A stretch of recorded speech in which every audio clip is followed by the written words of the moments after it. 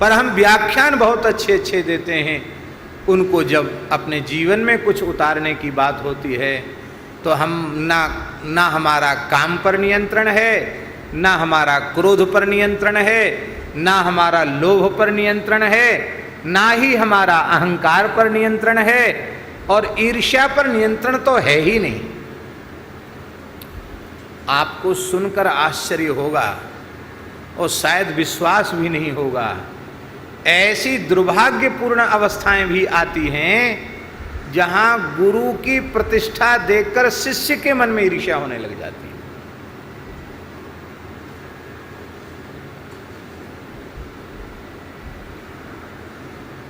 ये होता तब है जब चेला भी अपने को कुछ मानता है, जब उसको लगता है कि अरे अभी तक तो हम थे, और जब से गुरुजी आके यहाँ बैठ गए तब से हमें तो कोई पूछने वाला नहीं, तो फिर वो अलग अपनी दुकान जमाने की सोचता है। जबकि गुरु महिमा, गुरु उत्कर्ष जितना बढ़े उतनी प्रसन्नता उसको होना चाहिए। शिष्यात इच्छेत पराजयम,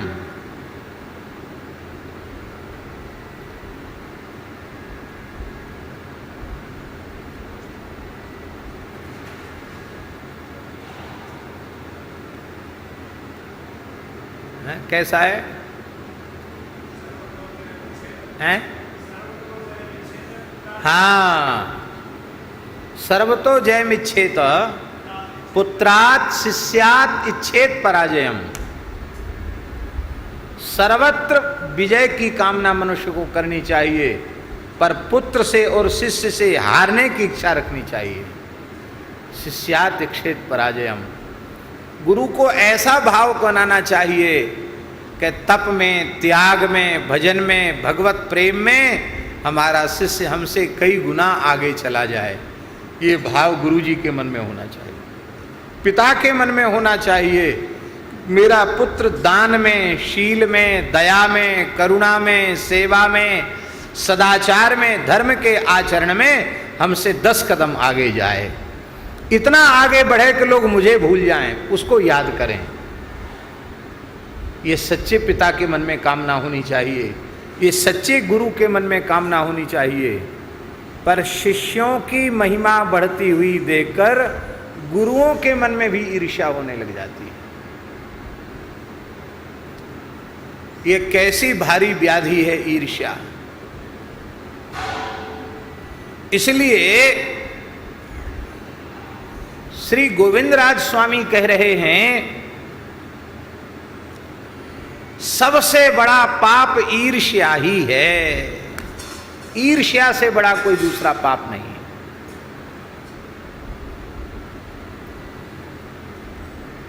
देवलोक में भी बहुत ईर्ष्या है। ययाति पुण्य के कारण स्वर्ग में गए तो वहां तो कुर्सी पुण्य के अनुसार मिलती है, तो उनको इंद्रासन के जैसी कुर्सी मिल गई, इंद्र के बराबर की कुर्सी मिल गई। अब अग्नि, वरुण, कुबेर, वायु, यम, ये तो सब नीचे बैठे हैं, नीचे की कुर्सी पर बैठे हैं, और देवराज इंद्र का मंच ऊंचा है और उसके बगल में उनके बराबर में कुर्सी पड़ गई, सिंहासन बिछ गया ययाति का। तो देवराज ऊपर से नीचे देख के ईर्ष्या में जल भुन गए। रे, ये धरती का चंद्रवंशी चक्रवर्ती राजा इतने पुण्य इसने कर लिए कि मेरे बराबर आ गया है। अब देखो, मन में तो उसके ईर्ष्या का भाव, पर ईर्ष्यालु व्यक्ति बड़े कपटी होते हैं। इतने कपटी होते हैं कि जिसके प्रति उसकी ईर्ष्या है ना, वो सामने से आता हुआ दिख जाए तो वो तो चल के आ रहा, ये दौड़ के जाएगा, एकदम गले से लग जाएगा, कहेगा अरे आंखें तरस गई तुम्हारे दर्शन के लिए, आज छाती से छाती लगा करके आज हृदय की जलन शांत हुई है, वाह। और कहो मित्र कैसे हो, ऐसा व्यवहार करेगा कि उसको बड़े से बड़ा प्रेमी ऐसा व्यवहार नहीं कर सकता। और जैसी वो थोड़ा सा आगे गया 10-20 गाली देगा मन ही मन उसको एक सांस में। सवेरे सवेरे कैसे आदमी का मुंह दिख गया, अरे राम राम, आग लग गई, अरे राम राम, कैसा आदमी, अरे हम भी छोड़ेंगे नहीं बच्चों, कहाँ जाओगे, कितने ऊपर चढ़ोगे, ऐसी टांग पकड़ के नीचे पटकेंगे, ऐसी धूल चिटाएंगे कि तुम्हें नानी याद आ जाएगी। ऐसे व्यवहार को कहते हैं कपट व्यवहार। तो इंद्र के मन में तो थी ईर्ष्या, लेकिन ऊपर से कपटयुक्त व्यवहार करते हुए इंद्र ने कहा, राजर्षि ययाति, आपके पदार्पण से स्वर्गलोक धन्य हो गया।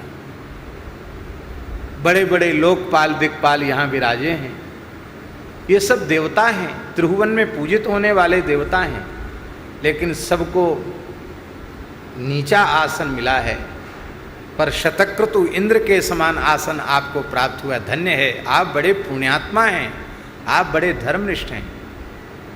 तो हमारे मन में बड़ी जिज्ञासा है, और यहाँ जो लोग बैठे हैं उनके मन में भी जिज्ञासा है कि मेरे समान आसन आपको किन किन पुण्यों के कारण प्राप्त हुआ है।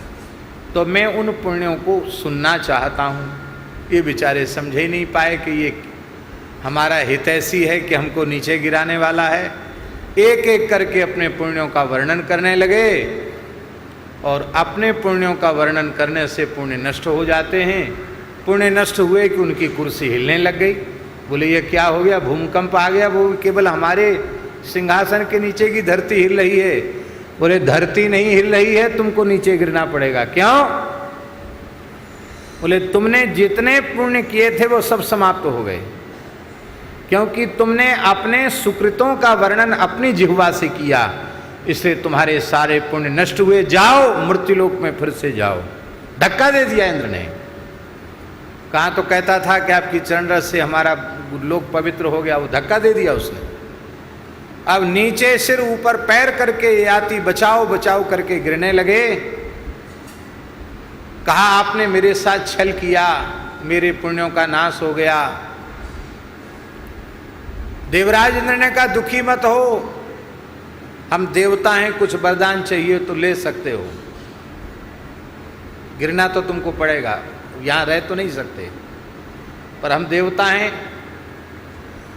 ये भी सौहार्द वाली बात नहीं थी, ये भी इसलिए था कि थोड़ा बहुत तो हमारी इज्जत बची रहे। एकदम ही ऐसा करेंगे तो लोग हमारी ज़्यादा निंदा करेंगे, तो थोड़ी दया भी कर देनी चाहिए जिससे हमारी प्रतिष्ठा बनी रहे। तो इंद्र ने कहा हम देवता हैं, वरदान दे सकते हैं, वरदान मांग लो। ययाति बड़े बुद्धिमान थे। ययाति ने कहा कि मेरा पतन हो रहा है, अवश्य हो मृत्युलोक में, लेकिन मेरा पतन वहां हो जहां कुछ साधु संत बैठकर भजन कर रहे हो। संतों के मध्य मेरा पतन हो। देवराज इंद्र ने कहा एवमस्तु, और प्रसन्न हो गए ययाति। क्यों? क्योंकि वे जानते हैं संतों के मध्य आज तक कभी किसी का पतन हुआ ही नहीं, तो मेरा कैसे हो जाएगा। ऋषियों के बीच में किसी का पतन संभव नहीं है। पतित से पतित जीव, अधम से अधम जीव, उस पर कृपा भरी करुणा भरी दृष्टि ऋषि मुनि महात्माओं की पड़ जाए तो जिस क्षण दृष्टि पड़ती है उसी क्षण से उसके जीवन में आध्यात्मिक उन्नति शुरू हो जाती है। उसके गुणों का, चरित्र का विकास आरंभ हो जाता है। वो नीचे कैसे जाएगा? पतन तो भोगी संसारी देह गेह में आसक्त स्त्री पुरुषों के मध्य जाने से, उनके घरों के टुकड़े खाने से पतन होता है। हमारा अंतःकरण का ज्ञान, हमारे अंतःकरण का वैराग्य प्रभावित होता है।